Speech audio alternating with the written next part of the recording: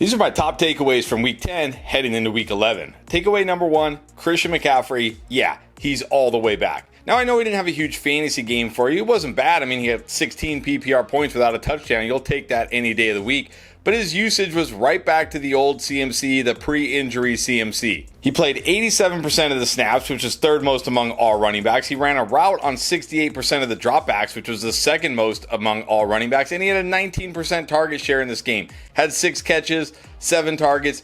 We saw everything we wanted to see from Christian McCaffrey in this game. If you went out and bought low on Christian McCaffrey, or you've just been stashing him this whole time, you've got to be feeling great going forward. He came out of this game healthy, looked good, got the usage. Christian McCaffrey looking like he's going to be the Christian McCaffrey of old the rest of the way, and that's a good thing if you got him in fantasy. Now, on the flip side, we got to talk about Breece Hall's usage, or a lack thereof, over the last 3 games. Over the last 3 games, he's played 57%, 79%, and 59% of the snaps, which is really not good for a guy who is supposed to be a no-doubt RB1 in fantasy. But even more concerning is the fact that he only has a 12%, 13%, and 12% target share over the last 3 games. The thing about Breece Hall is, yes, Breece Hall is a good runner. He's an explosive runner, but he's a great pass catcher. He's one of these guys we rely on not only for his rushing ability, but for his receiving ability.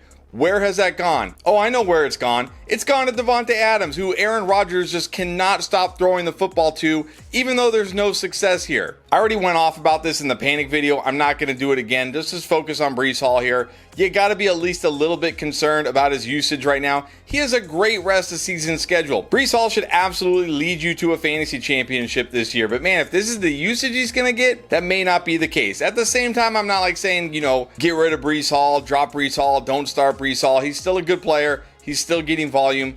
I just think right now he might just be more of a low-end RB1, maybe even a high-end RB2 rest of the way, unless they start committing to him more. And if we bring you any value at any time, could you commit to liking this video and subscribing to the channel? We would greatly appreciate it. 2024 has been a strange year. I mean, every year in the NFL is a strange year, but Chuba Hubbard being one of the best running backs in fantasy might be one of the most strangest developments of the entire season. This is a guy who, we figured he would be the lead back to start the year, but then we thought Jonathan Brooks would be back and then he would lose his job.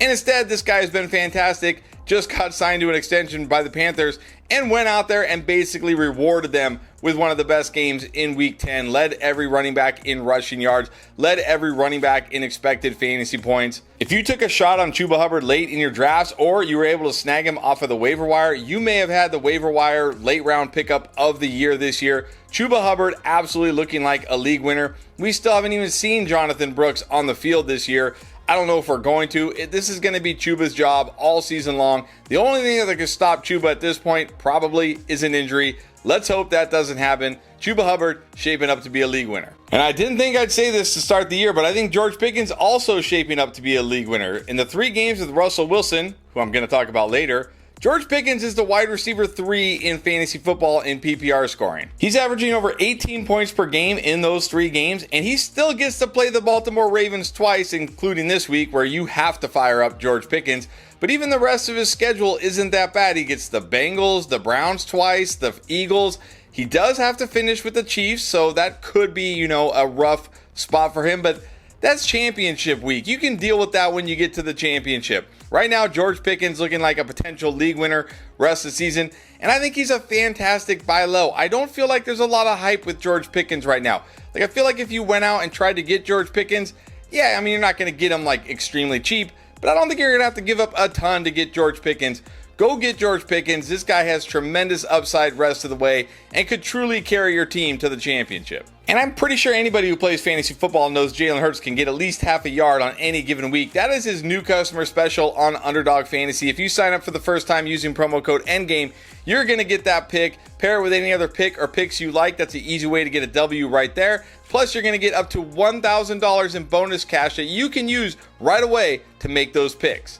All right, I guess I got to take the L on Calvin Ridley here. Even with bad QB play, I guess volume overcomes even horrendous quarterback play, because since DeAndre Hopkins has been traded away, Calvin Ridley ranks first in target share and first read percentage. He's second in receiving yards over those games and 8th in receptions. Even a tough matchup against the Chargers with the return of Will Levis could not slow down Calvin Ridley. At this point, I just got to throw up my hands and say, okay, you win, Calvin Ridley. I guess you're going to be good most weeks. I guess you're going to be good rest of the season. Whether it's Will Levis, whether it's Mason Rudolph, I don't think it matters.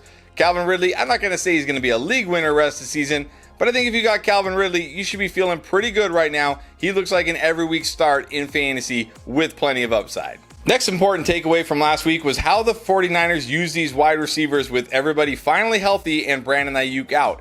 Jauan Jennings, who had primarily been the slot wide receiver with Brandon Ayuk healthy, moved into that Brandon Ayuk X wide receiver role. Deebo Samuel just kind of kept his same role, although less backfield usage with CMC back.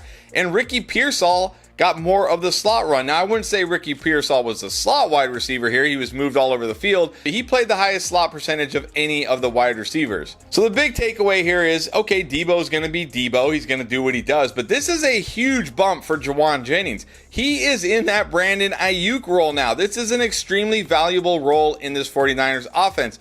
This gives him big play upside. This gives him touchdown upside every single week. This is also a nice bump for Ricky Pearsall as well. Getting to play out of the slot at a decent clip is going to be good for him. You get easier matchups out of the slot. He's in this 49ers offense. No, he's not going to have a 46-yard touchdown every week, but I think Ricky Pearsall is a guy that needs to be added in every fantasy league. And in deeper leagues where you need flex options, maybe you're in a 2-3 flex league, he can certainly be flexed. But man, Jauan Jennings, this guy could be a stud the rest of the season. I think he's got to be locked into your fantasy lineups the rest of the way as an upside wide receiver too in fantasy. Now let's talk about a backfield, the Chargers backfield specifically. It had been dominated by J.K. Dobbins pretty much the entire season, but we saw a change in Week 10 with the return of Gus Edwards. Now yes, J.K. Dobbins still led this backfield, but he only had 55% of the running back carries.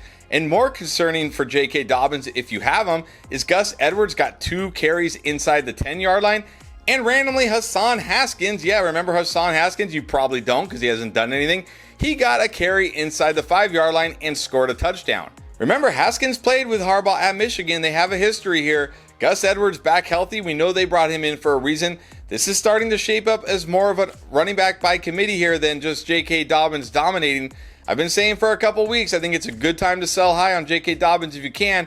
I still feel that way. I think this is the time, maybe your last chance to go sell high on J.K. Dobbins while he has any value before this becomes a full-blown committee in Los Angeles. And I touched on this briefly in the panic video, but I want to readdress it again here. There's some offenses I'm just pretty much done with in fantasy, starting with the Bears passing attack. Like, I'm just done with these guys. DJ Moore, Rome Odunze, Keenan Allen, Caleb Williams, Cole Kmet. Nope, don't care. Until they do something drastic like what we saw in New Orleans, like fire the head coach, fire the offensive coordinator, I really don't have much expectations or hope for this passing game and just want to avoid it if possible. And the Jaguars, unless Trevor Lawrence somehow comes back to play this year, I'm pretty much out on this entire offense. I mean, it's really unfortunate that Brian Thomas Jr. was having such a promising season, and now it's probably going to be derailed by Mac Jones. Travis Etienne was already a bust. Tank Bigsby was just kind of like okay. I will say I'm still sort of okay with Evan Ingram. I got to knock him down a peg, but at least he'll get the targets. At least he seems to have a floor at tight end. But outside of that, I'm done with the Jaguars offense unless Trevor Lawrence comes back. And I'm pretty much done with the Cowboys offense as well. I mean, Cooper Rush, Trey Lance, doesn't really matter here. Like Jake Ferguson, you can barely start him at tight end.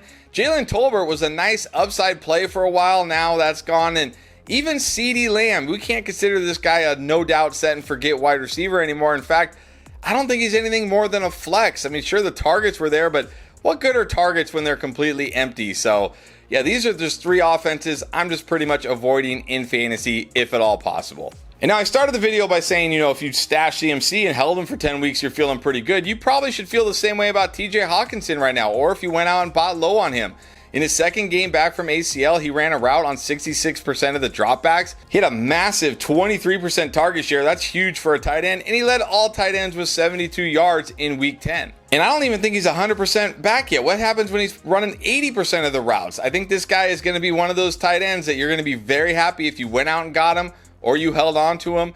I didn't have high expectations for TJ Hockenson this year, but man, if he's going to get this kind of usage, he's at least going to be a solid tight end the rest of the way. So if you got him, congrats. And then I promised I'd talk about Russ, so here you go. I'm talking about Russ. This is your last chance to go add Russell Wilson if you're desperate at quarterback, or maybe not even if you're desperate, just if you're streaming quarterback. Since Russell Wilson has been named the starter, he's the QB9 in fantasy football. And as I already mentioned, he gets a pretty nice schedule. The Ravens twice, the Browns twice, the Bengals, the Eagles. The only really tough matchup here is that Chiefs game in week 17, but hey, that could turn into a shootout. You never know. We just saw Bo Nix have a nice game against the Chiefs. This guy is only 30% rostered in fantasy leagues right now. If you've been streaming QB, not happy with your QB, go out, add Russell Wilson. I think this is a guy who can be a set and forget QB rest of the season, can give you top 10 numbers every single week, and he has plenty of upside. Go add Russell Wilson if you need a QB, and go watch the rest of our Week 11 videos to help you win everything you need. We got you covered in our Week 11 playlist right here.